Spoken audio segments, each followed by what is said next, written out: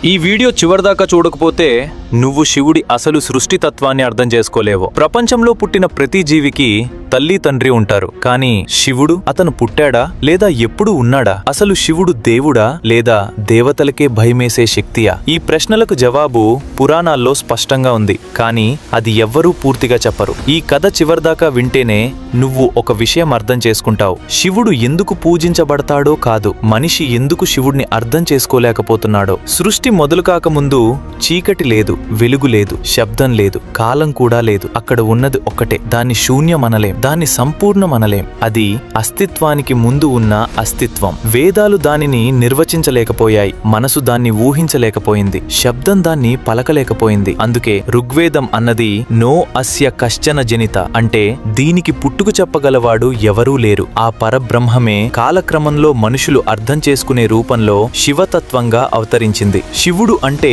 ఒక వ్యక్తి కాదు, శివుడు అంటే ఒక శక్తి కాదు, శివుడు అంటే ఒక దేవుడు మాత్రమే కాదు, శివుడు అంటే జరిగే ప్రతిదానికి మూల కారణం. కానీ ఈ సత్యం దేవతలకే తెలిసింది కాదు. సృష్టి మొదలైన తరువాత బ్రహ్ముడు సృష్టిని విస్తరించాడు, విష్ణువు సృష్టిని సంరక్షించాడు. కాలం గడిచే కొద్దీ బ్రహ్ముడిలో అహంకారం పెరిగింది.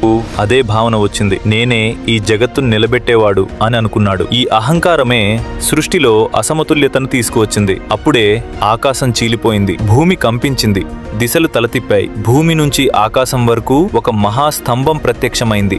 అది మంట కాదు, అది కాంతి కాదు, అది శక్తి కూడా కాదు, అది శివతత్వం. ఆ స్తంభానికి మొదలు కనిపించలేదు, ముగింపు కనిపించలేదు. అప్పుడు ఒక దివ్య స్వరం వినిపించింది, మీరిద్దరూ నన్ను తెలుసుకోకుండా మిమ్మల్ని దేవుళ్ళు అనుకుంటున్నారా? బ్రహ్ముడు ఆకాశంలోకి ఎగిరాడు, విష్ణువు పాతాళంలోకి దిగాడు. యుగాలు గడిచాయి, కాలం కరిగిపోయింది. విష్ణువు అలసిపోయి శేషుడిపై విశ్రామించాడు. బ్రహ్ముడు దారి తప్పి తిరిగి రాలేకపోయాడు. చివరికి ఇద్దరూ ఒక్క సత్యాన్ని అంగీకరించాడు, తాము దేవతలే గాని ఆదిశక్తి కాదని. అప్పుడు ఆ అగ్నిస్తంభం నిశ్చలమైంది, శాంతమైంది. అదే శివలింగం. ఇది శివుని జన్మ కాదు, ఇది శివుని ప్రకటన. అప్పుడే లోకానికి తెలిసింది, శివుడు పుట్టినవాడు కాదు, శివుడు సృష్టించబడినవాడు కాదు, శివుడు కాలానికి ముందు ఉన్నవాడు.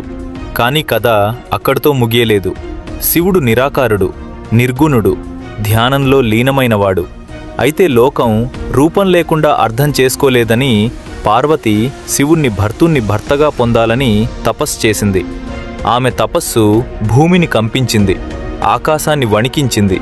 దేవతలు భయపడ్డారు, ఈ శక్తి కొనసాగితే సృష్టే నశిస్తుంది అని. వారు శివుణ్ణి ప్రార్థించారు. అప్పుడు శివుడు ధ్యానం నుంచి లేచి మానవ రూపంలో ప్రత్యక్షమయ్యాడు. జటలు, భస్మం, రుద్రాక్ష, శాంతమైన చూపు. అది జన్మ కాదు, అది కరుణతో తీసుకున్న రూపం.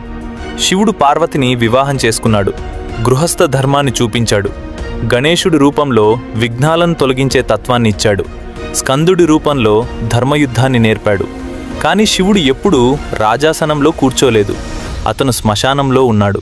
ఎందుకంటే జీవితం చివరి నిజం మరణమే అని గుర్తు చేయడానికి. శివుడు శవాల మీద నిలబడతాడు, ఎందుకంటే అహంకారం చచ్చినప్పుడే జ్ఞానం పుడుతుంది.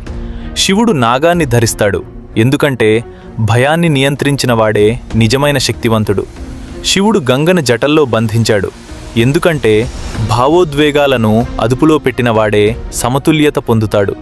శివుడు చంద్రుణ్ణి తలపై ధరించాడు, ఎందుకంటే మన లోకంలో cycles of life, moods, changes చూపించే సాధనం. చంద్రుడు శివుని జటల్లో లేదా తలపై ఉండటం ద్వారా మనం మనలోని ఆవేశాలను, భావోద్వేగాలను నియంత్రించటం నేర్చుకుంటాం. మనలోని శాంతి, స్థిరత్వం, జీవితం మార్పులను అర్థం చేసుకోవడానికి ఇది ఒక రీతిగా మారింది. ఇలా శివుడు దేవుడిగా కాదు, జీవిత సిద్ధాంతంగా మారాడు. అందుకే శివుని జన్మకథ పుట్టుక కథ కాదు, అది మనిషి అహంకారం నుంచి జ్ఞానానికి చేసే ప్రయాణ కథ. శివుడు ఎక్కడ పుట్టాడని అడగడం కాదు, శివతత్వం మనలో ఎప్పుడు పుడుతుందో తెలుసుకోవడమే అసలు ప్రశ్న. ఎందుకంటే శివుడు కాలం కాదు, కాలానికే ఆరంభం. ఈ కథ చివరి వరకు వింటే నువ్వు శివుడి కరుణ, శాంతి, ప్రేమను అర్థం చేసుకుంటావు. శివుడు ఎక్కడ పుట్టాడో కాదు, కానీ ప్రతి మనసులో పుడే ప్రేమ, కరుణ, శాంతి అతనే. ఇప్పుడు నువ్వు ఈ ప్రేమలో భాగమవ్వాలి. శివుడి ఆశీర్వాదంతో నీ భయం, కోపం, అహంకారం తగ్గుతుంది. నీ మనసు శాంతి పొందుతుంది. ఇప్పుడు నువ్వు తెలుసుకున్న ప్రేమ, కరుణ, భక్తి నీ జీవితంలో నిలిచేలా ఈ ఛానల్ని సబ్స్క్రైబ్ చేయి. కమెంట్లో ఓం నమః శివాయ రాయి. లైక్ చేయి మరియు ఈ శివుని ఆశీర్వాదాన్ని ఇతరులతో పంచుకో.